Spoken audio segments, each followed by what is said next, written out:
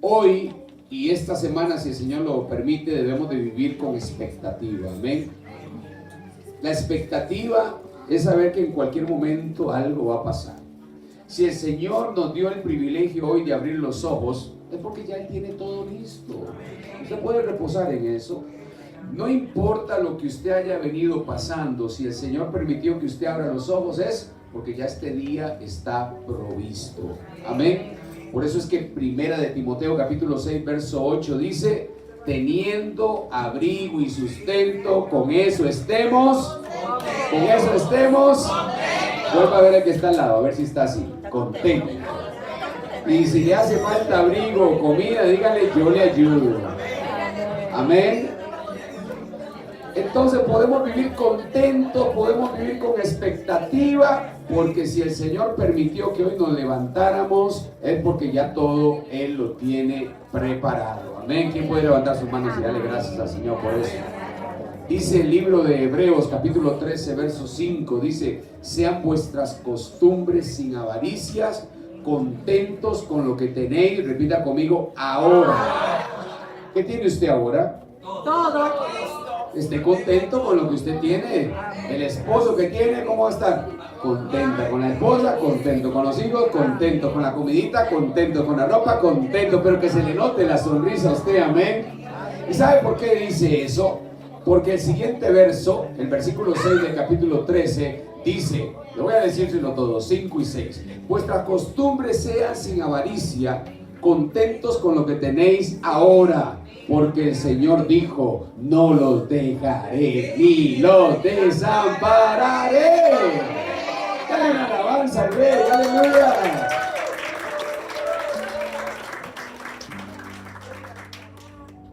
Hermanos, creo que lo que el Señor tiene para nosotros hoy es maravilloso. Así que prepárese, dispóngase totalmente, contento, desconectado de todo. Dios tiene el control de todo. Ubíquese en este lugar, en lo que el Señor hoy quiere ministrar a su corazón. El tema que le voy a compartir para los que apuntan es el conocimiento que nos ubica. ¿Cuál es el tema? El conocimiento que nos ubica. Dele un abrazo que está al lado, dígale: vamos a salir de aquí ubicados. ¿Cómo vamos a salir? De aquí vamos a salir ubicados. Amén. Y le pido por favor me acompañe a el libro de Oseas, al capítulo 4, versículo 6. Dice la escritura así: mi pueblo fue destruido porque le faltó conocimiento. Por cuanto desechaste el conocimiento, yo te echaré del sacerdocio, y porque olvidaste la ley de tu Dios, también yo me olvidaré de tus hijos. El pueblo de Israel estaba teniendo experiencias que no eran las que Dios había planeado para ellos. Estaba teniendo experiencias ajenas a lo que era la voluntad de Dios. Y la razón fue porque ellos tenían un conocimiento básico. Mi pueblo fue destruido porque le faltó. Ellos tenían un conocimiento básico de Dios. Y el conocimiento básico de Dios nos va a llevar a vivir una experiencia que no está en la voluntad de Dios. Por eso el deseo que usted lo debe mover todos los días es conocer más y más al Señor. El pueblo de Israel tenía el problema de que sus líderes les enseñaron un conocimiento básico, pero no solo eso, sino que ellos mismos tenían un desprecio por el conocimiento de Dios. Mi pueblo fue destruido porque le faltó conocimiento. ¿Y qué sigue diciendo? Por cuanto ¿qué? Desechaste.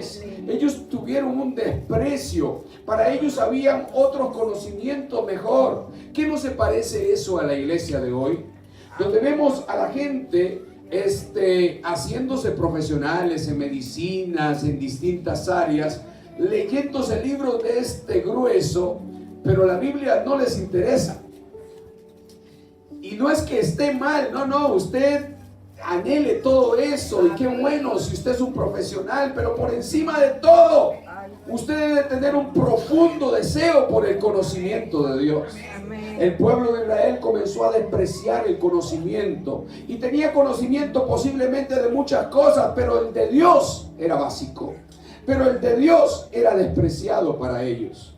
Ahora, mis hermanos, esta palabra destruido, en el original es la palabra hebrea tamá, que significa perecer, muerto y fallar. Déjeme darle algunos sinónimos de esta palabra destruido. Destruido es arruinado, destruido es aniquilado, destruido es devastado, destruido es deshecho. Esa fue la experiencia que estaba teniendo, repita conmigo, el pueblo de Dios. El pueblo de Dios estaba teniendo una experiencia de ruina, estaba teniendo una experiencia de devaste, estaba teniendo una experiencia de dolor, porque despreciaron el conocimiento de Dios. Le pido por favor me acompañen al libro de San Juan capítulo 17 versículo 3. San Juan 17:3. Nos dice así la escritura: y esta es la vida eterna. Cuando usted piensa en qué es la vida eterna, ¿qué se le viene a la cabeza? Y entonces Jesús los va a ubicar. Como ubicados vamos a salir nosotros hoy. Y esta es la vida eterna. ¿Que qué? Que te conozcan a ti, el único Dios verdadero, y a Jesucristo, a quien tú has enviado. Haga conmigo esta declaración: la vida eterna es un conocimiento espiritual que nos lleva a una experiencia espiritual. La vida eterna, mi hermano, es un conocimiento espiritual que nos introduce en una experiencia espiritual que es la que Dios quiere que nosotros tengamos.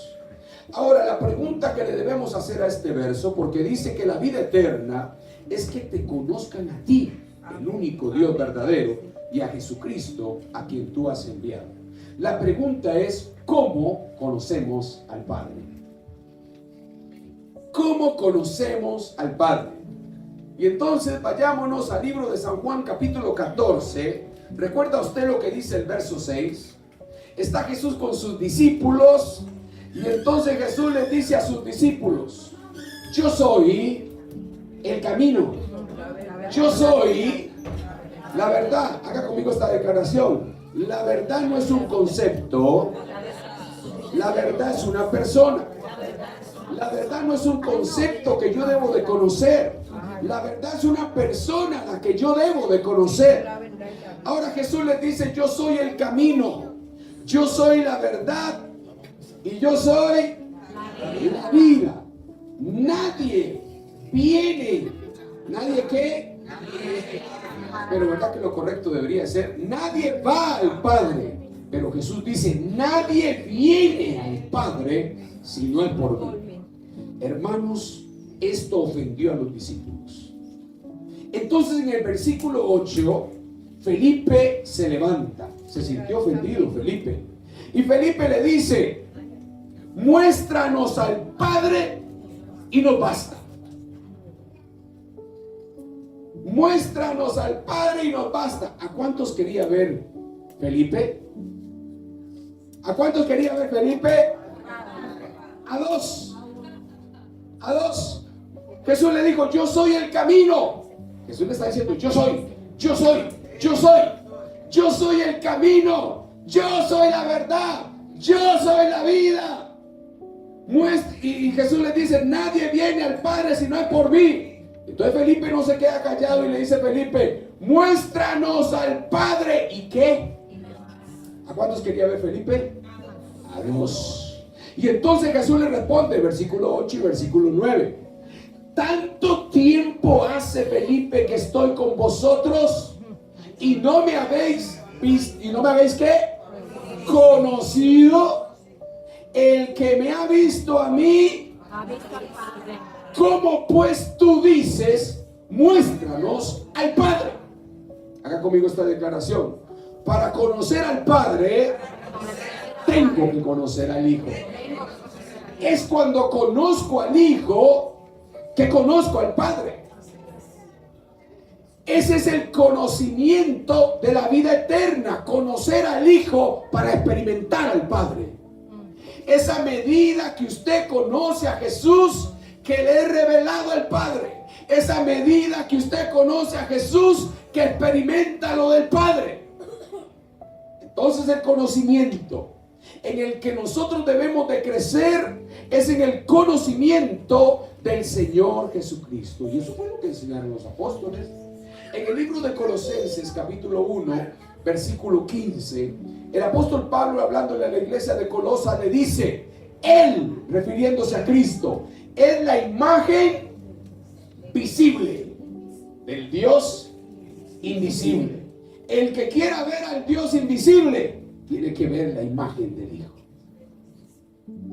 Y entonces el apóstol Pablo, hablándole, el escritor de los Hebreos, perdón, quien haya sido, en el capítulo 12, versículo 2, le dice: puesto los ojos ¿en dónde?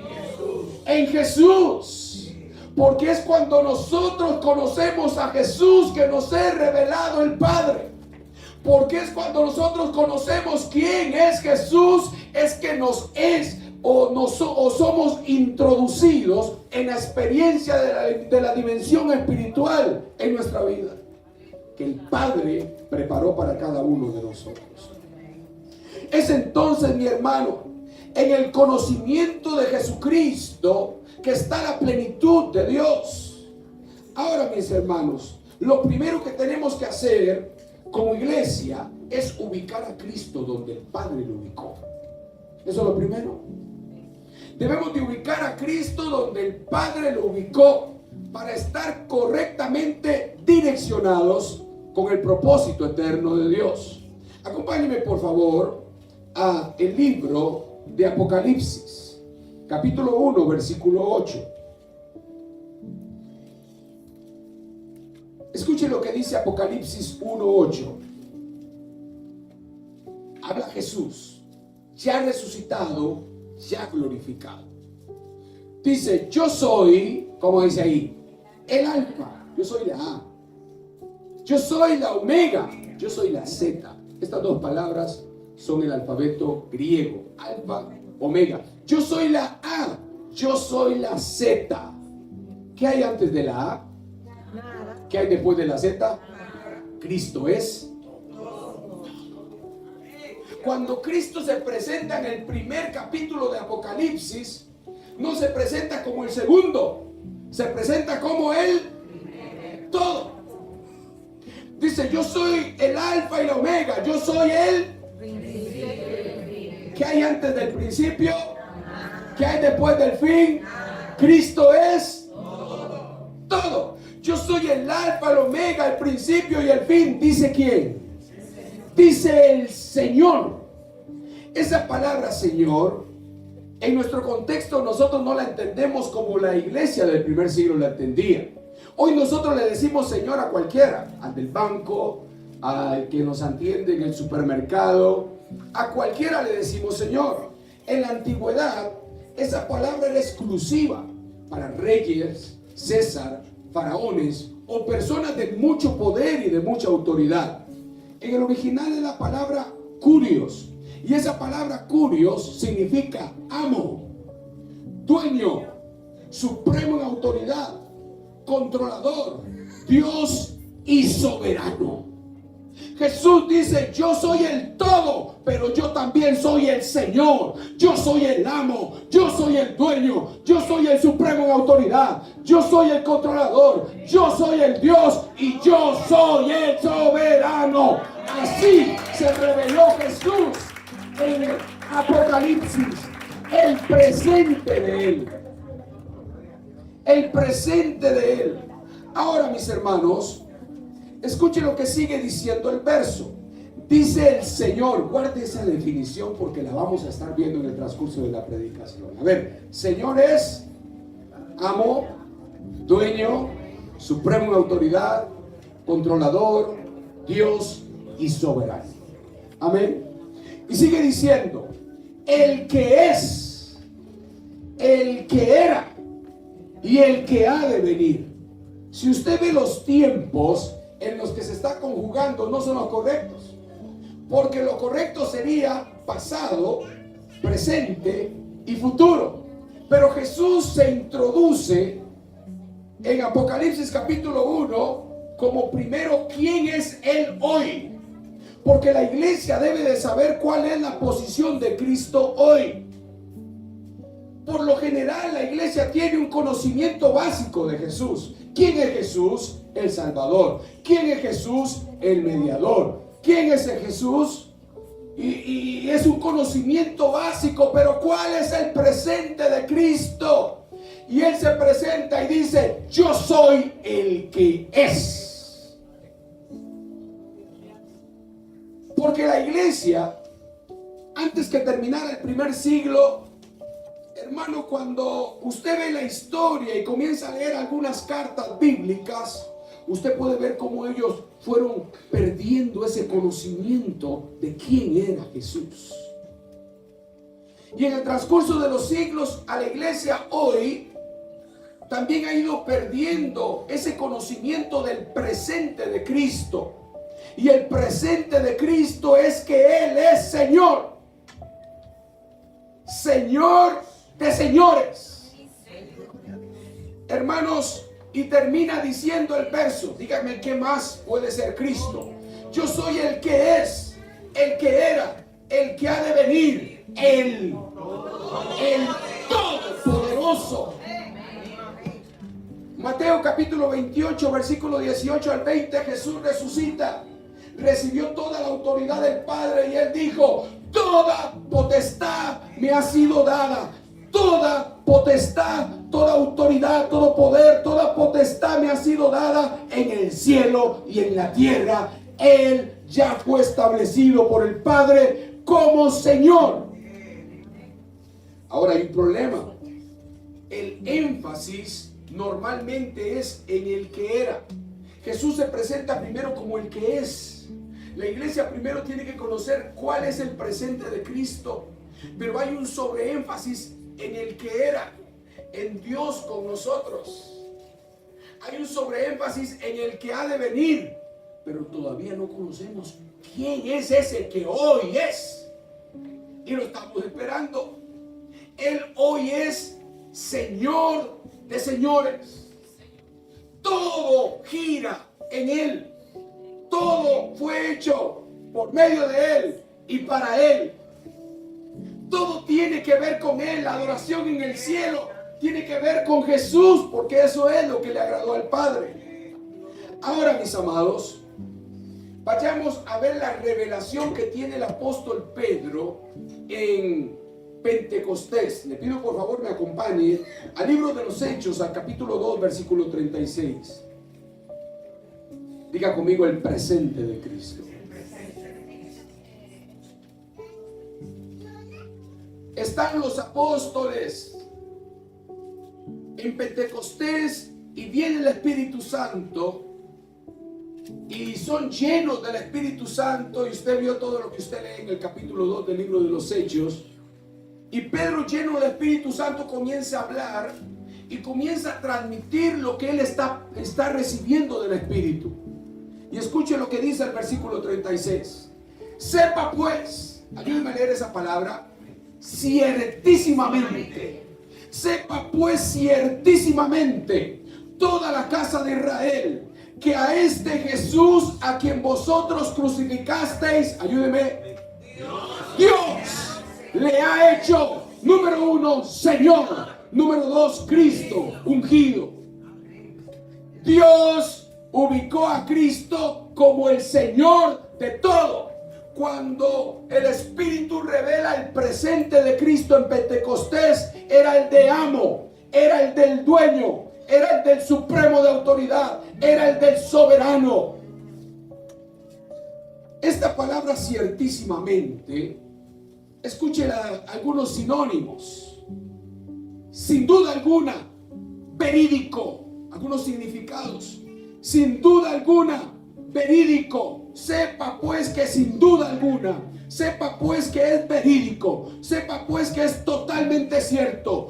Sepa pues que es con seguridad, sepa pues sin fallar, sepa pues indudablemente, irrefutablemente, incuestionablemente, verazmente, obligatoriamente, obviamente, el Padre estableció a Cristo como Señor.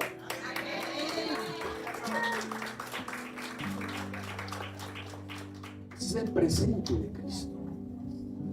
En ese conocimiento es que nosotros tenemos que crecer. Ahora, mis hermanos, ¿cuál es el presente de nosotros? Denle un abrazo al que está al lado, dígale, aquí va a doler. El presente de Cristo es Señor. Ahí fue donde el Padre lo ubicó. ¿A dónde lo ubicó a usted? Vaya conmigo, por favor, al libro de Romanos, al capítulo 6, versículo 22. Romanos 6, 22. Ayúdenme a leer esas primeras letras. ¿Cómo dice? Más, diga conmigo, eso es presente. Más ahora que habéis sido libertados del pecado y hechos. ¿Cuál es su presente? Siervo de Dios. ¿Y quién lo ubicó ahí? El Padre lo ubicó ahí a usted. Ubicó a Jesús como nuestro Señor y a nosotros como los siervos de Jesús. Mas ahora que habéis sido libertados del pecado y hechos siervos de Dios, tenéis por vuestro fruto la santificación y como fin la vida eterna. Mis hermanos, nosotros somos siervos, porque para que haya un Señor tiene que haber. No le diga Señor si usted no es su siervo. ¿Sabe qué significa siervo? Esclavo y sirviente. Para que haya un Señor tiene que haber un siervo. Todos nosotros levantamos las manos y le decimos Señor. Pero verdaderamente estamos siendo siervos. Pastor, yo soy hija. Bueno, vamos a ver qué dice la Biblia.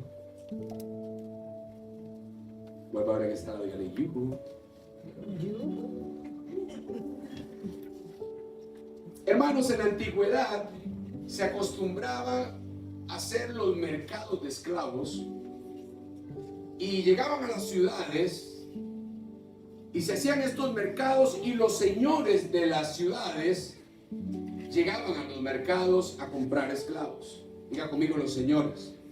Habían señores buenos y señores malos. De acuerdo al que le tocara, pues así va a ser de difícil o así va a ser de mejor la vida para el esclavo. Y entonces estaban los esclavos y estaban los amos, y los amos llegaban, hermanos, o los señores llegaban y comenzaban a escoger. Y entonces, por ejemplo, escogían a alguien. ¿Me puedes ayudar, hermano? Y entonces compraban a alguien. ¿Me puedes ayudar, hermano? Y compraban. Y el Señor, cuando compraba a un siervo, ya la vida de ese siervo no le pertenecía a él. La vida de ese siervo le pertenecía a su Señor. Cuando el siervo, el Señor tenía una necesidad y la sierva tenía un niño, el Señor no le pedía permiso para quitarle el niño a la sierva y venderlo para suplir una necesidad, porque todo lo de ellos le pertenecía al Señor. Aún sus vidas le pertenecían al Señor. La iglesia del primer siglo eso lo entendía bien, la de hoy no. Y por medio del Espíritu nos está siendo revelado ese conocimiento para despertar una iglesia con el poder que tuvo la iglesia del primer siglo. Amén. Mis hermanos, entonces el Señor venía y le quitaba el niño y lo vendía. Y habían casos donde el Señor hasta les quitaba la vida. Y no era juzgado porque era el dueño. ¿Cuántas veces nosotros el Señor nos quita algo y lo resentimos?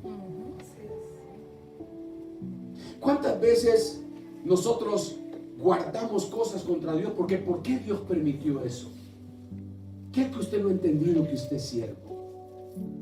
Que su vida le pertenece al Señor. Que todo lo que usted tiene le pertenece al Señor. Y entonces, de acuerdo a lo que el Señor tenía, disfrutaban los siervos. Si el Señor era bueno, los siervos podían tener una buena vida. Si el Señor era malo, los siervos sufrían. Pero le traigo una buena noticia. El Señor de señores vino a este mundo y vio el mercado de esclavos donde estábamos usted y yo. Y el Señor bueno nos llamó y nos compró con su sangre preciosa. Usted hoy tiene un Señor bueno. A usted lo compró un Señor bueno. Usted tiene amo, usted tiene dueño, usted tiene Dios, usted tiene soberano, y ese es Jesucristo. Un aplauso para ellos. Muchas gracias, hermanos. Digan que está al lado. Esto va a doler. La iglesia necesita menos líderes y más siervos. Amén. La iglesia está urgida de menos líderes y más siervos. Gente que entiende que ya su vida no le pertenece. Gente que entiende que se vale llorar, porque el Señor muchas veces nos va a quitar cosas y nos va a doler, pero al final tenemos que levantar las manos y reconocer que nosotros somos siervos y que Él es nuestro Señor. Los apóstoles lo tenían bien claro. Es más, vea la carta de presentación del apóstol Pablo. Romanos 1:1. Yo, Pablo, siervo de Jesucristo, llamado a ser apóstol. Diga conmigo, primero siervo y después el llamado. No calza otro epíteto. No. Primero siervo, después el llamado. Primero siervo, después músico. Primero siervo, después pastor. Después profeta. Primero siervo. Amén. Es a medida que la iglesia entiende esto, que entonces vamos a ver la expresión poderosa. Es ubicar a Cristo donde tiene que estar y ubicarnos nosotros donde tenemos que estar. Pero pastor, yo soy hijo. ¿Quiere que le diga algo? Los hijos son demandantes. Cada vez que yo salgo del país, mi hijo me dice, papi, recuerde, me tiene que traer algo. Declare conmigo, los hijos son demandantes. Y entonces quedó escrita la historia ahí en Lucas capítulo 15 a partir del versículo 11, en donde mi hermano, ¿recuerdan la historia del hijo pródigo? Porque los hijos son demandantes. El hijo un día se cansó de estar en la casa. Se cansó de la comida de la casa. Se cansó de la cama de la casa. Se cansó de estar bien. Y fue donde el papá, y como los hijos son demandantes, le dijo, papá, deme mi herencia. ¿Cómo son los hijos? Y entonces tomó su herencia. ¿Cuántos hijos se fueron? ¿Cuántos hijos estaban aquí y ya hoy no están? Porque tienen mentalidad de hijos. Ellos no entienden que el creyente maduro pasa a ser siervo. La revelación, la evidencia de que un creyente maduró es que pasó de ser hijo a ser siervo. Y entonces mi hermano dice que el hijo pródigo se fue y malgastó todo. Dice que vivió perdidamente. Y que entonces, imagínense comiendo algarrofas con los cerdos. Allí dice que volvió en sí. ¿Y qué dijo? Volveré a casa de mi padre y le diré, Padre mío, contra ti he pecado. Contra el cielo y contra ti he pecado. Hazme uno de tus jornaleros. ¿Sabe qué era un jornalero? Era algo menos que un siervo. Porque el jornalero era alguien que llegaba a la hacienda y esperaba que saliera un trabajito para ganarse el día. El jornalero no tenía derecho a la comida del Señor. El jornalero no tenía derecho a la cama del Señor. No. El jornalero solamente llegaba a ver si ese día lograba conseguir unas horas de trabajo para cumplirlas e irse. El hijo pródigo dijo: no me importa, yo ni siquiera quiero ser un siervo, no merezco ser un siervo. Yo le voy a decir: Padre, hazme como uno de tus jornaleros. Dice la Biblia que se levantó, y usted ya conoce toda la historia, pero haga conmigo esta declaración. Él volvió con ADN de hijo, con mente de siervo. Él volvió con ADN de hijo. No perdió la esencia de hijo, pero vino con una mentalidad de siervo. Y no de siervo del pecado, no, sino de siervo del mejor Señor. Amén.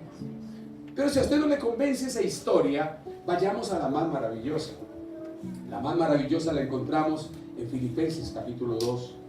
En el versículo 5 dice así: haya pues en vosotros, ponga atención, haya pues en vosotros este mismo sentir que hubo también en Cristo, que siendo en forma de Dios, no estimó el ser igual a Dios como cosa que aferrarse, sino que se despojó a sí mismo, tomando forma ¿de qué? De siervo. Y estando en la condición de hombre, mi hermano, pero ponga atención, el Hijo tomó forma de siervo. Y Pablo dice: haya en vosotros ese mismo sentir. Pregunto yo, ¿en usted está ese sentir? ¿En usted está ese sentir? ¿O nosotros somos hijos, somos hijos y somos demandantes y nos enojamos con Dios? Y hasta le decimos cosas a Dios. Y hasta cuestionamos a Dios. Haya pues en vosotros este sentir que hubo en Cristo Jesús, el cual, siendo en forma de Dios, no estimó el ser igual a Dios como cosa que aferrarse, sino que se despojó a sí mismo, tomando forma de siervo y estando en la condición de hombre. Dice mi hermano que se humilló a sí mismo y fue obediente. ¿Hasta dónde? ¿Hasta dónde? Muerte de cruz. Porque los únicos que pueden ser obedientes hasta la muerte son los que pasan de ser hijos a ser siervos. Un hijo no es obediente. Usted no ve las parábolas que Jesús contó. Aquel padre que le dijo: hijo, ve a trabajar a la viña. ¿Y qué le dijo el hijo? Uno de ellos, ¿qué le dijo? No, yo no voy. Porque los hijos, pero en cambio el siervo sabe que ya su vida no le pertenece. Por eso él vive para obedecer a su Señor. ¿Está conmigo, hermano? ADN de hijos, mente de siervos. Vaya conmigo, por favor, y vamos a seguir leyendo ahí en el capítulo 2, pero vamos ahora a leer desde el versículo 9 al 11. Porque este conocimiento de Jesús como Señor es el que al Padre le agrada. Cuando usted crece en ese conocimiento, ¿usted cree que el Padre se pone celoso porque qué raro, esa congregación solo adoran y alaban a Jesús? ¿Por qué no alaban al Espíritu Santo? No, es que una congregación que alabe y adore a Jesús es una congregación que está llena del Espíritu Santo. Juan capítulo 16 versículo 13. Jesús dijo que cuando viniera el Espíritu, dice, Él me glorificará a mí. ¿Sabe qué significa glorificar? Exaltar, ensalzar. Cuando hay una iglesia llena del Espíritu Santo, todo se vuelve Cristo, porque Él es el alfa, la omega, el principio, el fin. Él es el Señor, el que era, el que es, el Señor Dios Todopoderoso. Que su vida huela a Cristo. que el mensaje huela a Cristo, que la alabanza huela a Cristo, que la predicación, que el servicio, que todo huela a Cristo, porque eso es lo que le agrada al Padre. Pero demuéstrenmelo, pastor. Vaya conmigo, hermano. Vamos ahí al libro de Filipenses, capítulo 2, versículo 9 al 11. Por lo cual Dios le exaltó hasta dónde. ¿Sabe qué significa esa palabra sumo? Significa hasta lo más alto. Por lo cual Dios le exaltó hasta lo sumo y le dio un nombre que es sobre todo nombre. ¿Para qué? ¿Para qué el Padre le dio ese nombre que es sobre todo nombre? Para que en el nombre de Jesús se doble toda rodilla de los que están en el cielo, en la tierra y debajo de la tierra. Y toda lengua confiese que Jesús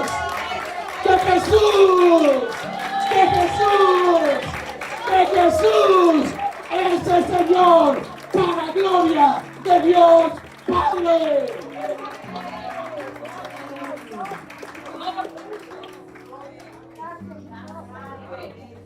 Entonces todo lo que se mueve a Jesús, todo lo que se... ¿Qué otro nombre vamos a nombrar si el Padre dijo que hay uno nada más? Jesús, Jesús, Jesús. Entonces eso evidencia que la iglesia está llena del Espíritu. Eso evidencia que la iglesia ubicó a Cristo donde el Padre lo ubicó. Eso evidencia que la iglesia se ubicó donde el Padre la ubicó. A ver, declare conmigo: el conocimiento que nos ubica. Denle un abrazo que está al lado, dígale: ¿se está ubicando, hermano? El que no confiese, amén, el que no confiese que Jesús es el Señor en esta tierra, tendrá que confesarlo en el infierno. Porque al final todos tendrán que confesar que Jesús es el Señor. Usted que está hoy aquí por primera vez, usted nació para confesar este nombre. Usted nació para crecer en el conocimiento de Jesucristo. Mis hermanos, escuche las palabras que dice un hombre que tenía posición política, posición social, posición religiosa y posición intelectual, el apóstol Pablo. Escuche las palabras que él dice, Filipenses capítulo 3, versículo 8. Él dice: y ciertamente todas las cosas las tengo por pérdida. Posición social, económica, religiosa, intelectual. Todas las cosas las tengo por pérdida. ¿Por qué? Por la excelencia del conocimiento. ¿De quién? ¿De quién? ¿De quién? ¿De quién es la vida eterna? ¿De quién? ¿De quién? Por la excelencia del conocimiento de Cristo Jesús, mi Señor, por amor al cual lo he perdido todo, y todo, y todo, y todo lo tengo por basura para ganar a Cristo.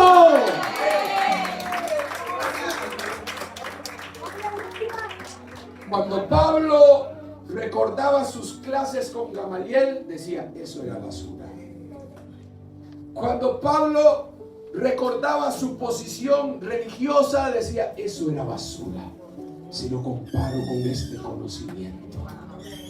este conocimiento espiritual que nos conecta con una experiencia divina con todo lo de Dios. Mis hermanos, porque es en este conocimiento que el ser humano experimenta el poder y la sabiduría de Dios. Eso lo dice 1 Corintios capítulo 1, versículo 24. Dice: más para todos los llamados, judíos como griegos, Cristo, poder de Dios. Cristo, sabiduría de Dios. ¿Dónde está el poder de Dios? ¿Dónde está la sabiduría de Dios? Entonces, ¿entiende usted por qué es que hay que conocerlo a Él?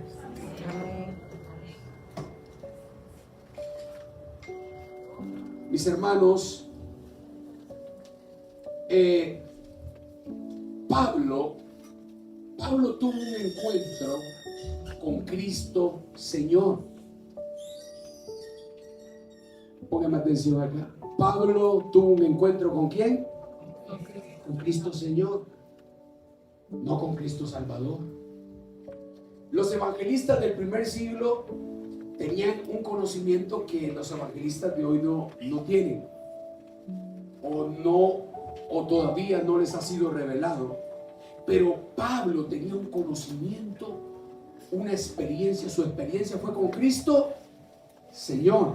Cuando usted va ahí al libro de Hechos, al capítulo 9, recuerda cuando Pablo iba camino a Damasco, que ahí él tiene una experiencia, una luz divina, hermano, se le aparece, y por ahí del verso 4 al 6, usted va a leer que cayendo en tierra, no sabemos de qué se cayó Pablo, si de un caballo, si de un camello, si de un carro, no sabemos de qué se cayó, pero de que se llevó decimos en Costa Rica, su sopetonazo se lo llevó, ¿me entendió? Mire, sus raspones y sus golpes se llevó en esa caída. Lo primero que le pasó a Pablo en su encuentro fue que se llevó un sopetón. Y entonces cuando cae el suelo, Pablo dice: ¿quién eres, Señor? ¿Quién eres, Señor? Y entonces Jesús le responde, vuélvame a ver, Jesús le responde: yo soy Jesús, el que murió por ti en la cruz, el que derramó toda su sangre preciosa. ¿Así le dijo Jesús? No, ¿cómo le digo? Yo soy Jesús. Yo soy Jesús, a quien tú persigues. Dura cosa te es dar patadas contra un aguijón. ¿Qué le dijo Jesús? Usted está dando las patadas y yo soy el aguijón. ¿A quién le va a doler? Oiga usted el encuentro de Pablo con Jesús. Yo soy Jesús a quien tú persigues. Dura cosa te es dar cosas contra el aguijón. Con golpes, raspones y regañón. Pero no termina la historia ahí, sino que dice, ojo lo que dice el versículo 6. Dice: temblando y temeroso. Temblando y temeroso le dijo: ¿qué quieres que haga, Señor? Porque el encuentro de Pablo fue con Cristo Señor. Por eso Pablo predicaba a Cristo como Señor. Y entonces, mi hermano, vamos a ver, vean el encuentro de Pablo. Raspones y chichones, regañado, con los nervios de punta, porque temblando y temeroso.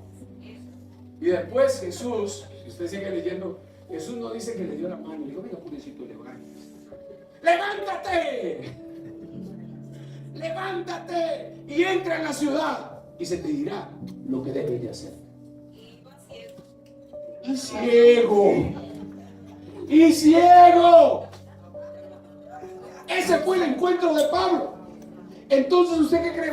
¿Usted cree que Pablo predicaba a Cristo crucificado? Él predicaba a Cristo Señor, porque el encuentro de él fue con Cristo Señor.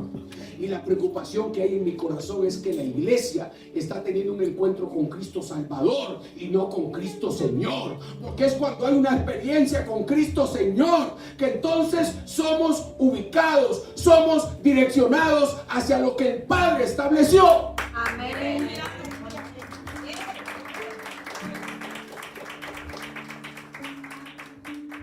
Vaya conmigo por favor a 2 Corintios 4, 5. Ahí vamos a ver cómo era que Pablo predicaba a Cristo.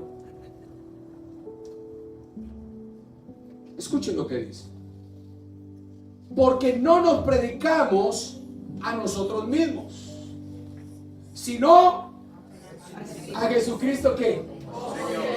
¿Está viendo?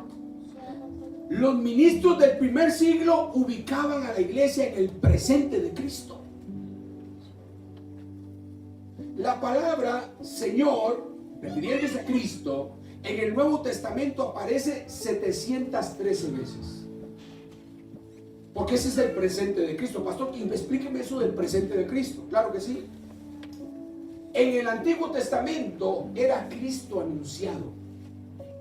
Entonces usted puede ir a Isaías y recuerda, y la Virgen dará a luz un hijo y su nombre será llamado Emmanuel, Dios con nosotros. Cristo anunciado en el Antiguo Testamento. En los Evangelios, Cristo encarnado como Dios con nosotros. Amén. Son etapas que Cristo fue llevando en el transcurso de la historia. Cristo anunciado, Cristo encarnado, ahora en la cruz, Cristo Cordero de Dios. Ahora Cristo resucitado, Cristo sumo sacerdote, que dice el libro de Hebreos que traspasó los cielos y presentó su sangre como nuestro sumo sacerdote. Pero después de eso, Cristo glorificado como Señor, cuando el Padre le dio toda potestad en el cielo y en la tierra. Y ese es el presente de Cristo. Entonces Pablo predicaba a Cristo como Señor. Y a ellos como... ¿Cómo qué? Porque si hay un Señor, si yo le digo Señor, yo tengo que ser un siervo. ¿Ve qué diferente hasta nuestra adoración va a cambiar? Cuando levantemos nuestras manos y comencemos a exaltarlo como lo que Él es hoy. Ahora, mis hermanos, a ver, cuando usted piensa en la obra de Cristo, no me lo diga, pero defínaselo en su mente. Cuando pensemos, a ver, ¿para qué Cristo vivió? A ver, ¿para qué Cristo murió? A ver, ¿para qué Cristo resucitó? En su mente, ¿cuál es la definición de eso? Porque la definición que hoy tenemos es muy diferente a la que la iglesia del primer siglo tenía. Acompáñenme, por favor, al libro de Romanos, capítulo 14, versículos 7 al 9. Escuchen lo que dice. ¿Para qué fue la obra de Cristo? ¿Para qué fue la vida de Cristo? Escuchen. Porque ninguno de vosotros, ¿cómo dice ahí? O sea, ¿por qué ya no vivimos para nosotros? Porque somos siervos. Es que ese mensaje la iglesia lo tenía claro. Lo tenía clarito. O sea, yo no vivo para mí. O sea, yo vivo para Él. Si Él quiere me da, si Él quiere me quita. Si Él quiere dejarme vivir, me deja vivir. Y si me quiere dar vida, óigame, el reconocer a Jesús como el Señor nos somete a su voluntad. Amén. Y va a ser más fácil aceptar la voluntad cuando usted entiende que Él es el Señor y usted es el siervo. Porque ninguno de vosotros vive para sí y ninguno muere para sí. Y entonces va a comenzar a explicar que somos siervos y Él es Señor. Y explica, pues si vivimos, como dice, Para el Señor vivimos. yo quiero que usted me cuente cuántas veces, en 2 versículos, cuántas veces aparece la palabra Señor. Pues si vivimos, para el Señor vivimos. Y si morimos, Para el Señor morimos. así que sea que vivamos o que muramos, Del Señor somos. porque Él es el dueño, Él es el amo, Él es nuestro dueño, de Él somos. Porque, ayúdenme a leer, a ver, leamos ese verso todos juntos. Porque para esto murió, resucitó y volvió a vivir para ser Señor, así de los muertos como de los que viven.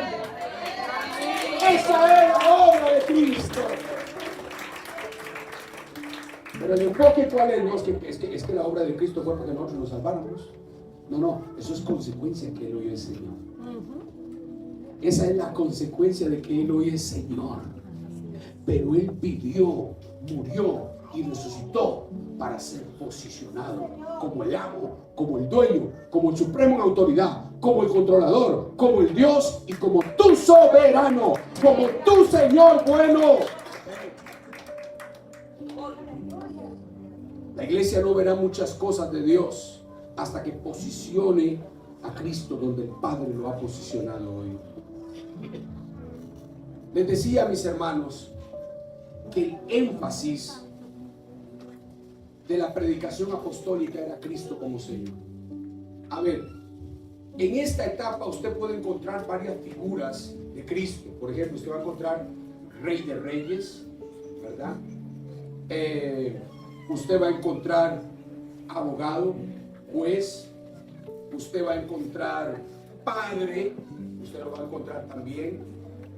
Entre esas cuatro y otra más, no recuerdo cuál es, pero entre todas esas usted va a encontrar 40 referencias de esas, pero va a encontrar 713 de Cristo como Señor, porque el énfasis de los apóstoles era que la iglesia entendiera que Jesús, el presente de Jesús, es Señor. Señor primero y después Salvador. ¿Pero cómo así, pastor? Sí, en la Biblia el orden es muy importante. Algo les decía el miércoles. O sea, el orden en el que se habla es muy importante y da un mensaje. Por ejemplo, al Señor tu Dios adorarás y solamente a Él. Primero, sé un adorador para que ese servicio sea para Dios. No esperes que ese servicio sea para Dios si no eres un adorador. Ese servicio nace del ego, ese servicio se va a llenar de orgullo. Lo que usted hace no va a ser para Dios, pero todo lo que salga de un adorador, ese es un servicio para Dios. Traed vuestros diezmos y vuestras ofrendas. Hay un orden, y ese orden da un mensaje, y ese orden tiene un código, una clave espiritual para nosotros. Pues en las Escrituras es igual. Usted nunca va a encontrar la frase Jesús nuestro Salvador y Señor. No la va a encontrar. La que usted va a encontrar es Jesús nuestro Señor y Salvador. Porque si usted lo tiene como Señor, Él será su Salvador. Amén. Porque si usted lo acepta como Señor, al igual que Pablo, Él será su Salvador. Entonces, por ejemplo, dice 2 de Pedro capítulo 3 versículo 18, dice: antes creced en la gracia y en el conocimiento. Escuche, antes creced en la gracia y en el conocimiento de nuestro Señor y Salvador Jesucristo. Y usted lo va a ver así. Eso va a ser por todos lados que usted lo va a encontrar. Pero como uno no puede tomar un verso nada más para decir algo, entonces déjeme reforzarle con uno más. Vaya conmigo a Romanos capítulo 10 versículo 8 al 9. ¿Cuántos se sienten más ubicados? Amén. Yo, por aquí, ¿cuántos están más ubicados? Amén. Ubicadísimo. No es fácil. No es fácil. Uno bajarse, como ese sentir que hubo en Cristo está en usted, bajarse y decirle: Señor, no, aquí estoy, tu sierva, lo que tú mandes, lo que tú quieres. Amén. Dice el libro de Romanos capítulo 10 versículo 8 al 9. ¿Mas qué dice? Cerca de ti está la palabra, en tu boca y en tu corazón. Y esta es la palabra de fe que predicamos, que si confesares con tu boca que ¿qué? Número uno, que Jesús es el Señor, y crees en tu corazón que Dios le levantó de los muertos, serás salvo. Número 1, Señor. Número 2, Salvador. Esa es la forma. Desde aquí el llamado para usted que está por primera vez, si hay alguien por primera vez. Hoy es el día para aceptar al mejor Señor. Al Señor bueno, pero es Señor. Él quiere ser tu amo, y estoy seguro que tu vida está más segura y estará más plena en manos del Señor Jesucristo. Y si lo recibes como Señor, lo vas a experimentar como Salvador. ¿Qué tal si le da una alabanza a nuestro Rey? ¡Aleluya!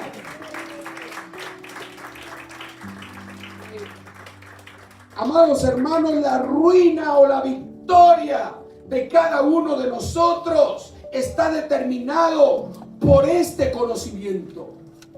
La ruina o la victoria, mis amados, está totalmente determinado por este conocimiento. Escuchen lo que dice el libro de Lucas, y voy terminando. Lucas capítulo 4, versículo 46 al 49. Lucas 6, 46 al 49. Escuchen lo que dice. ¿por qué me llamáis Señor, Señor, y no hacéis lo que yo os digo? Eso al Señor no le agrada. Tiene que haber una coherencia entre el que dice Señor y lo que vive. Porque lo que a Dios le agrada es que sus siervos le digan Señor. Y podemos ver en este verso cómo el Señor demanda que cuando le digamos Señor, eso vaya acompañado de una vida de siervos. Porque el siervo es obediente. ¿Por qué me llamáis Señor, Señor y no hacéis lo que yo os digo? Porque todo Señor espera que cuando habla se haga lo que Él dice. Ahora vea lo que dice el siguiente verso. Y aquí lo que vamos a estar leyendo es la definición del que le dice Señor y si hace lo que Él dice, y el que le dice Señor y no hace lo que Él dice. Escuche la diferencia. Todo aquel que viene a mí y oye mis palabras y las hace, ese es el que le dice Señor, Señor, y hace lo que Él dice. Ese es aquel que es siervo. Todo aquel que viene a mí y oye mis palabras y las hace, os indicaré a qué es semejante. Vea el ejemplo de alguien que es siervo. Semejante es al hombre que edificar una casa cavó y ahondó y puso el fundamento sobre la roca. Y cuando vino una inundación, el río dio con ímpetu contra aquella casa. Ayúdeme a leer cómo dice. Pero no la pudo mover. Ni la pudo ni mover. No la pudo mover. ¿Y sabe cuál es esa casa? Su vida. Esa casa es usted. No la pudo mover porque estaba fundamentada ¿en dónde? ¿Y qué es la roca? El conocimiento de Cristo como Señor. Eso es lo que está diciendo. ¿Recuerdan? ¿Por qué me dice Señor, Señor? La roca es el conocimiento de Cristo como Señor. Porque es a medida que usted conoce a Jesús como Señor, que entonces, mi hermano, se van a venir las turbulencias en la vida y a usted ni lo van a mover. Amén. Ahora el mundo está conmocionado. Ayer Estados Unidos atacó Irán. Y entonces la gente anda nerviosa porque ¿qué va a hacer Rusia? ¿Qué va a hacer China? Y la gente y la gasolina y el petróleo y todos los precios van a subir. No, no, no. Si usted sabe quién es su Señor, puede haber lo que haya y a usted nada lo moverá. Lindo, ¿no? ¡Qué poderoso! ¡Qué glorioso! ¡Tenemos Señor!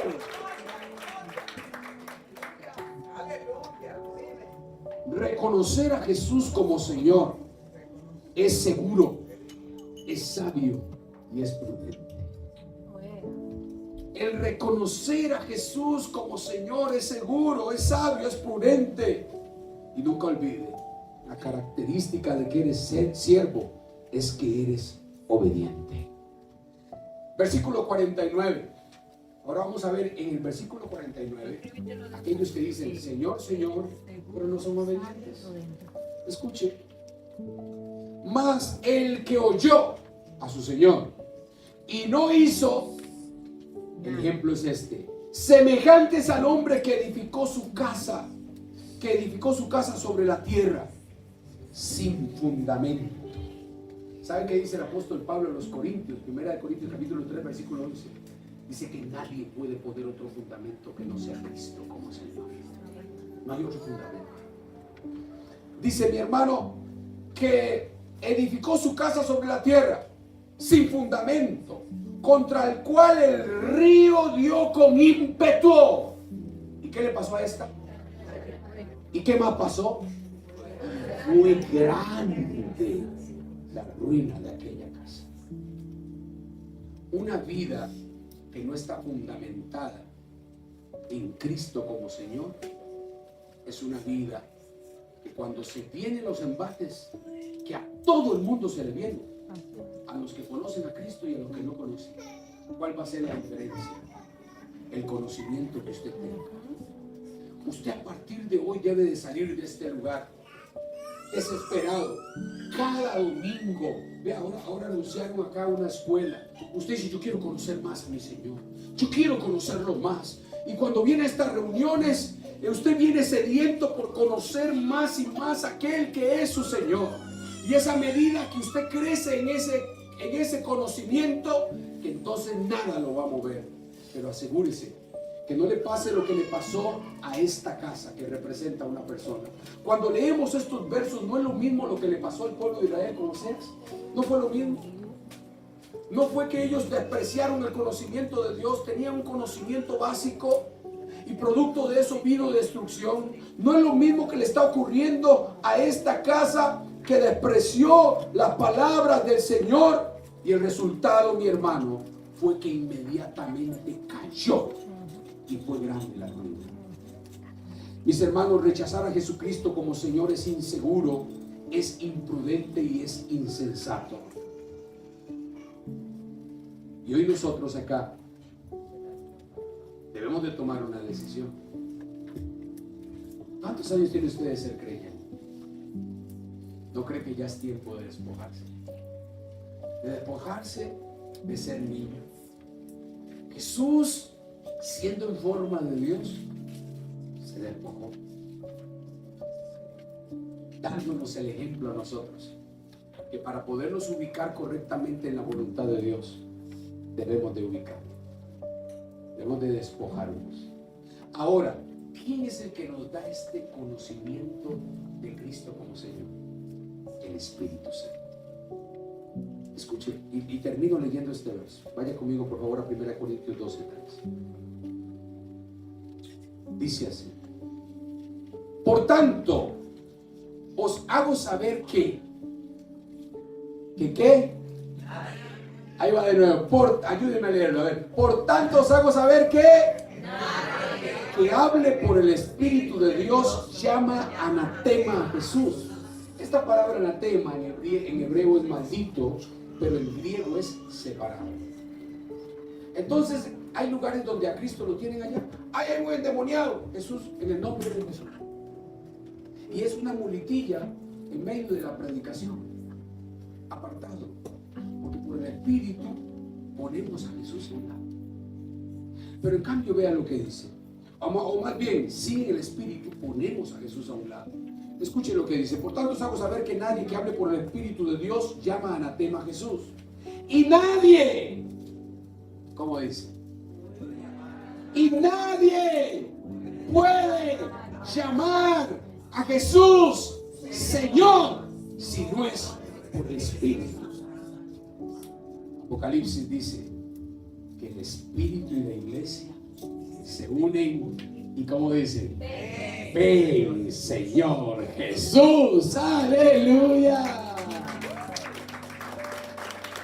Necesitamos ser llenos del Espíritu para que Cristo se vuelva el todo en tu vida, para que Cristo se vuelva el todo en esta congregación, para que desde la alabanza Él sea exaltado, desde la predicación, desde los que tocan perillas por allá, desde los que reciben las puertas. Todo esto, cuando alguien entre, le vuela al Señor de señores, al Rey de reyes.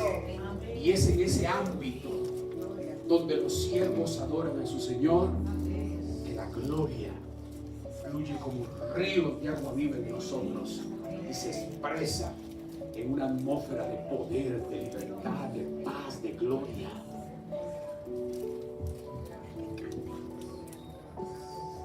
Y cuando hay alguien que reconoció a Jesús como Señor, wow, en esa casa